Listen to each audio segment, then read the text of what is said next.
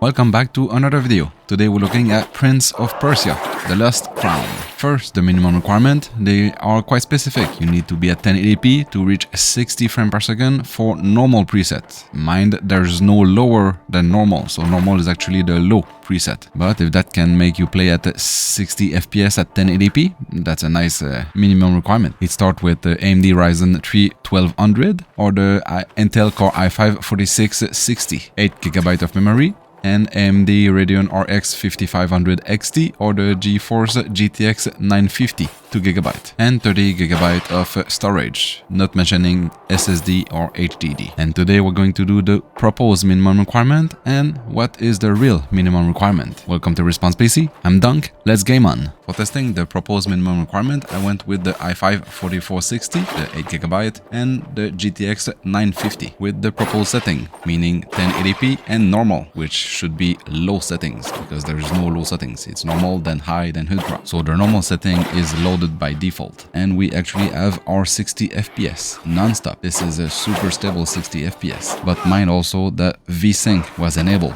and I didn't saw it, but we'll see further. Without it, the FPS we reach. Since we have a stable 60 FPS, I decided to crank the settings to high, and even at high settings we reach a stable 60 FPS plus, still with the VSync enabled. My bad. I'm still early in game, so maybe later on or in boss fights the FPS is going to drop, but so far so good. And on the same hardware, still at 1080p, I decided to push it at ultra, but this time I noticed a disable VSync. Doing so, we reach a FPS over 130. Also the GPU usage bumped from 37 to 99% of usage, and the CPU is still at 40%, a lot of overhead. We're using our 8GB of memory and the VRAM is at 1.8. Then I said to myself, with so much overhead in CPU and GPU having over 130 FPS, what if I push that GTX 950 to 1440p? Just so you know, the minimum requirement for 1440p at a 60 FPS on high graphic presets, it asks a Ryzen 5 1600 or Intel i7 6700. 8GB of memory didn't change. The AMD RX 5500 XT, same card as normal, and the GeForce GTX 960 4GB instead of the GTX 950. So they require the 4GB card to play at 1440p. But in my situation, at least in my test, the 950 at ultra setting, not even at high, we reach an average of 102 FPS, 102, with highs of 120 and lows as 97. That was it for the proposed minimum requirement, which doesn't make any sense at all so far, because we can play at 1440p over 60 FPS. And now what you see is the GTX 660 at 1440p at ultra settings. We're still averaging 82 FPS. I don't know if there's a part of the map or the game that the FPS will drop so much if you don't have those settings and those cards, but so far it's completely wrong. I never thought I was able to play a game with a GTX 660 at 1440p and with the setting at ultra. I mean, it's a good thing. I mean that a super low budget PC player will be able to play that game, but it's bad as they put their minimum requirement way higher. Then I drop a GTX 550 Ti. That is a 1GB card. I had to drop the resolution to 1080p.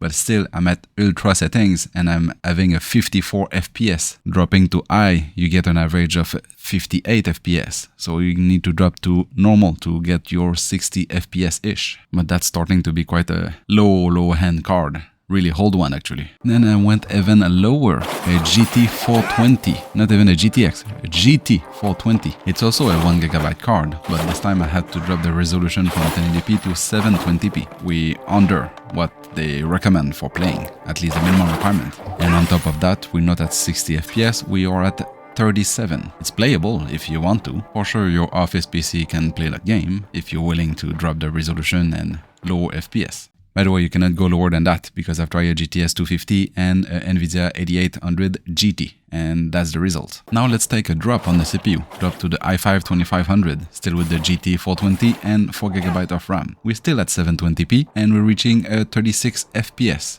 average. So your Office PC can play this game if you don't mind playing at 720p. But we still have a lot of overhead on the CPU part. And dropping the CPU even lower, like the i3 2100 with the GT420, we still have a playable 34 FPS. Mine is still at 720p, normal settings, or low if you want to call it how it should be. That is as low I'm going to go for the CPU, because even the i3-2100 we have a 30 to 40% utilization. So on my guess is almost any CPU can play this game. And to finish the testing of the proposed minimum requirement, I kept the i3-2100, but I went back to 1080p and also went to AMD side. This is the HD 5770. This is a 1GB card. It's comparable to the GTX 550 Ti.